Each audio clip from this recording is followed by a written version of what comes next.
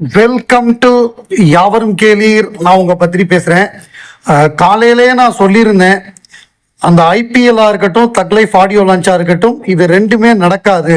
ஏன்னா ஒரு நாடு போர்ல இருக்கும் பொழுது நம்ம இங்க வந்து பொழுதுபோக்கு அம்சங்கள்ல ஈடுபட முடியாது அப்படிங்கிறத சொல்லியிருந்தேன். அதன்படியே நம்ம உலகநாயகன் கமலஹாசன் அவர்கள் ஒரு அறிக்கை கொடுத்திருக்காரு, ஒரு ஸ்டேட்மெண்ட் கொடுத்திருக்காரு. அதுல என்ன சொல்லியிருக்காரு அப்படின்னா, statement from Kamal Haasan, art can wait, India comes first.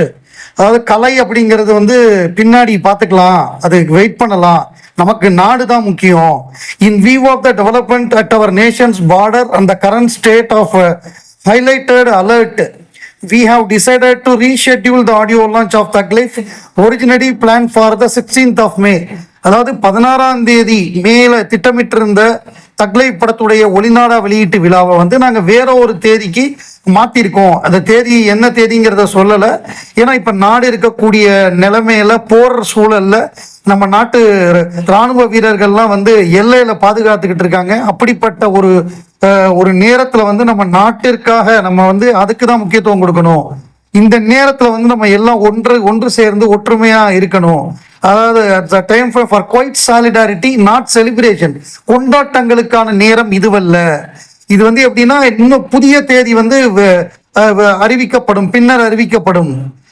அதாவது மோர் அப்ராப்ரியேட் டைம்னு சொல்லிட்டாரு. அதாவது புதிய தேதி ஒரு பொருத்தமான நேரத்தில் சொல்லப்படும் அப்படின்னு சொல்லியிருக்காரு. At this time our thoughts are with the brave men and women of our armed forces who stand vigilant, safeguarding our nation. As citizen, it is our duty to respond with restraint and solidarity. Celebration must make a way for reflection. ரொம்ப அழகா பொறுப்போட ஒரு இந்திய குடிமகனாக India தான் முக்கியம், மற்ற பொழுதுபோக்கு அதெல்லாம் அப்புறம் தான் அப்படின்னு சொல்லிட்டாரு. ஒரு டயலாக் வரும் இந்த விஸ்வரூபத்துல, விஷாம் அகமது காஷ்மீரி இந்தியன் சோல்ஜரா தான் இருந்தான், இந்தியன் சோல்ஜரா தான் இருப்பான் அப்படின்னு ஒரு டயலாக் வரும். அந்த மாதிரி இந்தியன் படத்துக்கு வந்து இன்னைக்கு 29 years of Indian. So Indian தாத்தா தான். ஒரு பொறுப்புள்ள இந்தியனாக நம்மவர் கமலஹாசன் எப்பொழுதும் இருப்பார் அப்படிங்கிறத மீண்டும் ஒரு முறை இதை தள்ளி போட்டு நிரூபித்திருக்கிறார். இது எதிர்பார்த்தது தான், அவர் இதை பண்ணுவார்னு எதிர்பார்த்து தான் நான் ஏற்கனவே சொன்னேன். இது 16ஆம் தேதி நிச்சயம் நடக்காது, அதற்கான வாய்ப்பே இல்லைன்னு நான் உறுதியா சொன்னேன்.